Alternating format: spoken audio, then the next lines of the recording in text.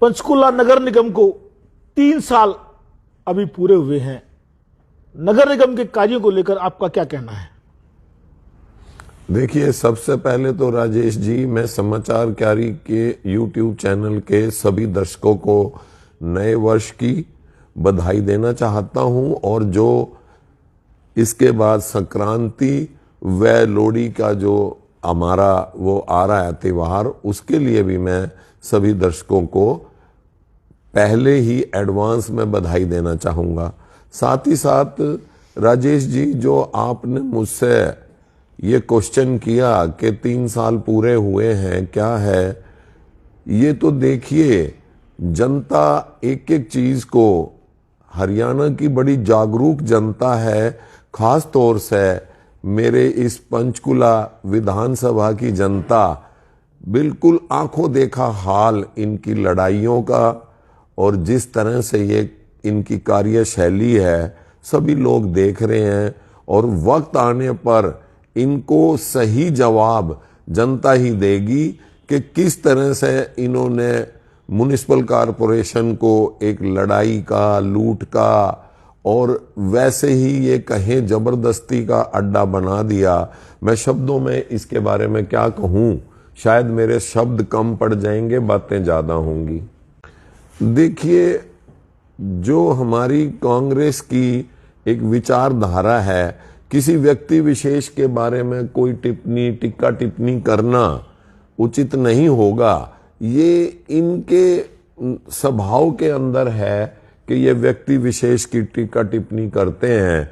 बाकी ओवरऑल मैंने बता दिया किस तरह से रोज आम हाउस के अंदर लड़ाइयाँ होती हैं, किस तरह से पब्लिक के घरों के सामने कूड़ा डला हुआ है, किस तरह से पब्लिक परेशान है। ये सारी चीज़ें मेरे बताने से ज़्यादा, और मैं आपको ये एक बार रिक्वेस्ट करना चाहूँगा कि आप भी लोगों की राय, इनकी स्वयं हमारे पंचकुला की जनता से राय लें। क्या हालत हो रही है? समाचार क्यारी पिछले 6 महीने में पंचकुला के जन जन के बीच में जाकर सलम, हर एरिया में, पॉश एरिया में, मिडिल मैन के बीच में, हर जन जन के बीच में गए थे, और वो रिपोर्ट हमने मीडिया में प्रकाशित भी की थी, और समाचार क्यारी समाचार पत्र में भी वो खबरें, और जो जनता का हाल है, जनता का फैसला 2024 के नाम से वो खबरें प्रकाशित की गई थी, शायद आपने भी देखी थी। जनता में तो त्राही त्राही, जनता में एक विश्वास नाम का कोई शब्द नहीं है। जनता ने पंचकुला के लोगों को 2 नाम दिए हैं, मुगेम्बो और शहंशाह। अगर आप जनता की बात करते हैं तो जनता का हाल तो आपके सामने अभी भी रिकॉर्ड में है, आप देख सकते हैं चाहे तो। जी, ये तो देखिए राजेश जी, मीडिया जो है वो एक तरह से स्तंभ होता है पूरी डेमोक्रेटिक सेटअप का। ये आप लोग मेरे शब्दों से, और या ये कहें कि मेरे कहने से किसी बात को मीडिया ना तो मानेगा और ना ही मानना चाहिए। जनसाधारण की जाके बातें सुनो। जो मैं आपको बता रहा हूं कि कुछ नहीं, ये कहने को तो एकदम आसमान छुआते हैं। सिर्फ ये मीडिया के तीनों अंगों के माध्यम से, चाहे वो सोशल मीडिया हो, चाहे इलेक्ट्रॉनिक मीडिया हो, चाहे प्रिंट मीडिया हो, इनकी ये स्वयं अपनी बड़ाइयां करते रहते हैं। धरातल पे इनका कुछ नहीं होता। धार्मिक प्रचार करने के अलावा इनकी करनी और कथनी में कितना फर्क है, ये तो मैं आपसे बार बार, आपसे क्या, आपके हर मीडिया के साथी से रिक्वेस्ट करूंगा कि जनसाधारण की बातें लेके या जनसाधारण के विचार इस म्युनिसिपल कॉरपोरेशन की कार्यशैली के बारे में लेके जनता को अपने टीवी पे भी दिखाएं, और जो समाचार पत्र है आपका, न्यूज़पेपर, उस पे भी दिखाएं, ताकि जनता के विचार ऊपर बैठे हुए इनके आकाओं के पास पहुंचे और इनके बारे में वो संज्ञान ले, और जनता की जो समस्याएं हैं उनके बारे में संज्ञान ले। इससे ज्यादा तो मैं क्या बोलूं, ये तो पब्लिक ही बोल लेगी वक्त आने पर। अभी 4 राज्यों के चुनाव परिणाम आए हैं, जिनमें से 3 चुनाव परिणाम भाजपा के पक्ष में गए हैं। इन चुनाव परिणाम के बाद क्या हरियाणा की राजनीति में कोई फर्क पड़ेगा? देखिए राजेश जी, मैं आपको कहूं, हर स्टेट का चलन, हर स्टेट की अपनी जो मांगे हैं, अपनी जो समस्याएं हैं, वो स्टेट वाइज डिफर करती हैं, स्टेट वाइज अलग अलग होती हैं कि भाई क्या है क्या नहीं। ये मैं यहाँ स्वीकार करने में कोई मुझे अतिशोक्ति नहीं, या कोई मुझे ऐसा वो नहीं कि भाई हम जो नतीजे हम उम्मीद कर रहे थे वो कांग्रेस पार्टी के वो नतीजे उन 5 स्टेटों में या 3 स्टेटों में नहीं आए। ये मैं मानता हूं बिल्कुल व्यक्तिगत तौर पे, इसमें कोई अतिशोक्ति नहीं। लेकिन ये कहना कि 3 स्टेटों में हम हार गए और हरियाणा की स्थिति उससे चेंज हो जाएगी, हरियाणा के मुद्दे, समस्याएं, जनता की त्राई त्राई, किस तरह से किसानों को पीटा, किस तरह से कर्मचारियों पर लाठीचार्ज किया, किस तरह से सरपंचों पर लाठीचार्ज किया, किस तरह से हर ऑफिस का कोई ना कोई पीड़ित, यहां जो आपका धरना ग्राउंड है उस पे पंचकूला में बैठे रहते हैं, उससे कोई भी इसमें रत्ती भर भी शक नहीं कि हरियाणा के नतीजे कांग्रेस पार्टी के फेवर में आएंगे और चौंका देने वाले होंगे। इसमें रत्ती भर भी संदेह कोई नहीं है। जहां तक इन 3 स्टेटों का सवाल है, जनता के बारे में मुझे नहीं पता कि किस तरह से जनता को इन्होंने प्रलोभन दिए, किस तरह से धार्मिक प्रचार किया। अभी आप देखें, अभी एक बाई इलेक्शन हुआ है राजस्थान के अंदर, जो पहले किसी के स्वर्गवास होने पर, किसी कैंडिडेट के स्वर्गवास होने पर रुक गया था, अभी 2 दिन पहले उसके नतीजे आए हैं। इन्होंने उस कैंडिडेट को अपने कैबिनेट रैंक में मंत्री का ओहदा भी दे दिया था इलेक्शन से जीतने से पहले। फिर भी वो तकरीबन 12,000 से उसकी पराजय हुई है। तो आप देख सकते हैं कि सरकार बनने के बाद भी, उसको पद देने के बाद भी उस स्टेट में क्या हालत हुई है। बाकी वक्त पे हरियाणा प्रदेश के जो नतीजे आएंगे। बताइए आप कि 3 स्टेट में मशीनें ठीक थी, ईवीएम मशीनें? ये देखिए, एक संदेह का विषय है। इसके बारे में मैं कोई टिक्का टिप्पणी व्यक्तिगत तौर पे करूं, ये हमारी हाई कमान वक्त पे मुद्दे उठा रही है, वक्त पे इस मुद्दे का संज्ञान ले रही है। वो ये जो मुद्दा है, ये हमारी हाई कमान से संबंधित मुद्दा है। जी, गुड। कितने लोग मुख्यमंत्री की दौड़ में चल रहे हैं। इन परिस्थितियों में क्या हम ये स्वीकार करें कि कांग्रेस की सरकार आएगी? आप देखिए, जो सत्तारूढ़ दल है वो अपनी कार्यशैली के बारे में बताने की बजाय वो हमेशा हमारे गुटों की चिंता करता है। मेरे आपके चैनल के माध्यम से मुझे हंसी के अलावा और कुछ नहीं आ रहा कि भाई हमारे में गुटबाजी है या ये है, उसका नुकसान हमें ही होगा, तो ये क्यों चिंतित हैं उस बात के लिए?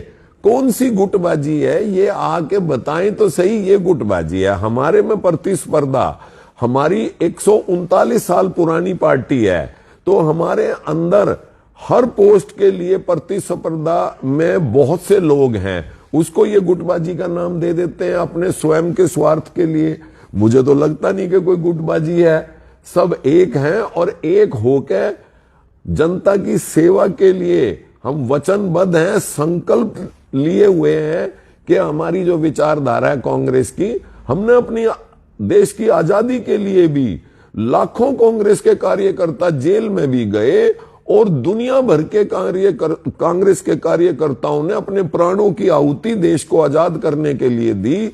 आज इनके सर्टिफिकेट की या आज इनके किसी भी प्रमाण पत्र की मेरी पार्टी को और मेरी पार्टी के एक कर्मठ कार्यकर्ता को कोई जरूरत नहीं है। ये अपने को देखें, अपनी कार्यशैली को देखें। जैसे इस देश में बात चल रही है, अभी राम मंदिर एक सपना था, 500 साल से ये केस लटका हुआ था और हर हिंदू की, ये कहें अब तो मुस्लिम भी ये कहते हैं कि एक विचार था राम मंदिर बने, और लाखों करोड़ों लोगों की मनोकामना पूरी हो रही है कि अभी राम मंदिर होगा। इस राम मंदिर का कांग्रेस जो निमंत्रण ठुकराया है, आपके क्या विचार हैं?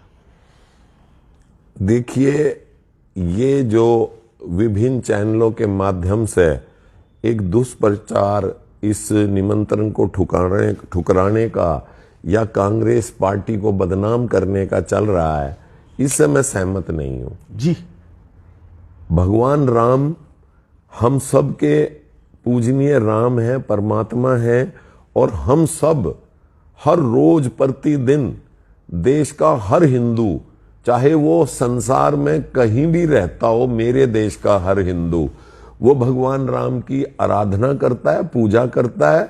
इनके सर्टिफिकेट की सत्तारूढ़ दल के या चंद लोगों के मीडिया में बैठ के जो चंद लोग सर्टिफिकेट भर रहे हैं कि भाई ये दुष्प्रचार कर रहे हैं कि ये नहीं आए, ये नहीं आए। मंदिर बन गया है। मंदिर में जब दर्शन करने होंगे, जिसको जिस वक्त दर्शन करने होंगे, हालांकि इसमें दोनों तीनों बात साधु संत भी हमेशा कहते आए हैं कि अभी मंदिर पूर्ण नहीं है, पहली बात। दूसरी बात, कोई ये एक पार्टी का मंदिर नहीं है, ये देश के हर हिंदू का मंदिर है। उसको कोई ये बाध्य नहीं कर सकता किसी भी हिंदू को कि तुझे 22 जनवरी को ही वहां दर्शन करने जाना है। मैं हूं, मेरी आस्था है, मैं खुश हूं कि भाई मेरे देश में मंदिर बना, बहुत अच्छी बात है। राजीव गांधी जी ने, उसकी इतनी ज्यादा उस वक्त दिक्कत थी तो राजीव गांधी जी ने उनका ताला खुलवा के और उसकी पूजा शुरू करवाई। आज वो बन रहा है। मेरे लिए और मेरे देश के हर व्यक्ति के लिए एक खुशी की बात है। जब वो मंदिर बन के पूर्ण हो जाएगा, जब परमात्मा भगवान राम मुझे बुलाएंगे, मैं भी चला जाऊंगा। ये कोई बाध्य करने वाली बात थोड़ी है कि मैं 22 जनवरी को नहीं गया तो मैं आस्तिक नहीं हूं, नास्तिक हो गया, और या मैं कोई गलत बात कर दी या मेरे किसी लीडर ने गलत बात कर दी। हमारा विरोध सिर्फ उन व्यक्ति विशेष लोगों से है जो भगवान राम को अपनी जागीर समझते हैं, या यूं कहें कि वो सिर्फ ये समझते हैं कि सबसे बड़े भक्त हम हैं, जो हम चाहेंगे भगवान राम भी वैसे करेंगे और देश की जनता भी वैसे करेगी। ये उनकी गलतफहमी है। मैं उनकी गलतफहमी दूर करते हुए बता दूं कि मेरी शीर्ष कमान ने, मेरे जो शीर्ष नेतागण हैं, उनका जब मन करेगा, मन क्या, वो जाएंगे भगवान राम के चरणों में शीश झुकाएंगे और उनसे आशीर्वाद लेंगे। ये उनको बाध्य ना करे कि वो बुलाएं तो ये जाएं, ये कोई जरूरी बात नहीं है। अभी चुनाव सर पे हैं। अप्रैल के महीने में आम चुनाव हैं। आम चुनाव के साथ विधानसभा चुनाव भी संभावित है। अगर विधानसभा और लोकसभा चुनाव हरियाणा में अभी हुए तो आपका क्या कहना है, क्या रहेगा?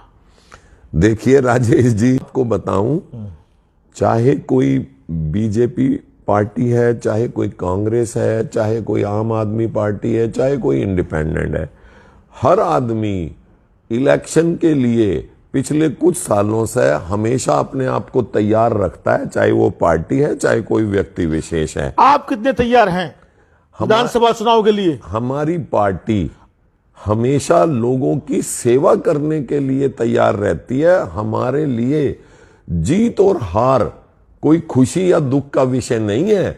हमारे लिए कि लोग, हमारी जनता, हम लोगों ने, हमारे कांग्रेसी कार्यकर्ताओं ने कैसे कैसे जेलें काटी हैं, कैसे कैसे अपने प्राणों की आहुति दी है।